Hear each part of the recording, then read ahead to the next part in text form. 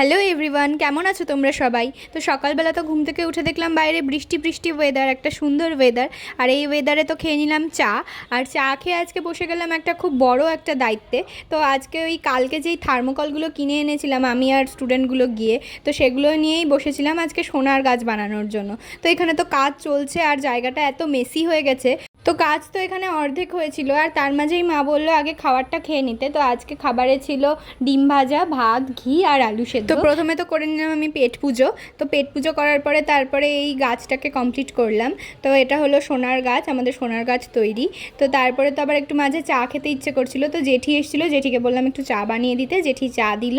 আর তারপরে এই দেখো এই সবেদা গাছটা আমাকে দিয়েছিল সম্বর্ধনায় শুভেন্দু মেমোরিয়াল আই ট্রাস্ট থেকে। তো এই গাছটা তো লাগানোই হয়নি এতদিন, মা এখানে জল দিয়ে দিয়ে রেখেছিল। তো মাকে আজকে বললাম মা আপাতত তো লাগাও, তো এখন আপাতত লাগানো হবে, আর বাবা যখন আসবে তারপরে এটাকে টবে করে ওপরে লাগানো হবে, নাহলে ওপরে না টবে করে মাটি নিয়ে যেতে খুব অসুবিধা। তো এখানে গাছ লাগানোর পর আমি স্নান করে গপু ভাইয়ের কাছে এসেছি, আজকে আমি পুজো দিচ্ছি। তো এখানে তো গপু ভাইকে একটা সুন্দর পিঙ্ক কালারের ড্রেস পরিয়েছি আর তার সাথে ম্যাচিং করে এই পিঙ্ক হারটা পরিয়েছি।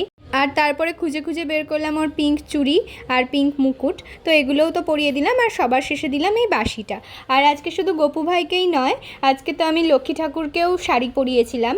তো এই যে এই সুন্দর শাড়িটা আমি পরিয়ে দিয়েছি লক্ষ্মী ঠাকুরকে। তো আমার গপু ভাইকে আর লক্ষ্মী ঠাকুরকে কেমন লাগছে তোমরা একটু বলো, হ্যাঁ।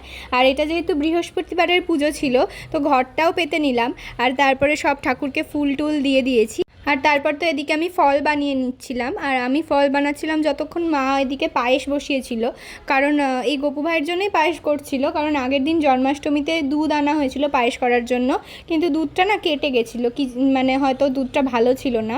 তো যাই হোক, তাই আজকে আবার একটু পায়েস করে দেওয়া হবে গপু ভাইকে।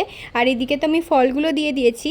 আর তারপরে পুজো টুজো দিয়ে উঠে এখানে আমরা দুপুরে লাঞ্চ করে নিলাম। আজকে লাঞ্চে ছিল পাঙাশ মাছ, কচু সেদ্ধ আর আলু দিয়ে ভেন্ডি দিয়ে ভাজা।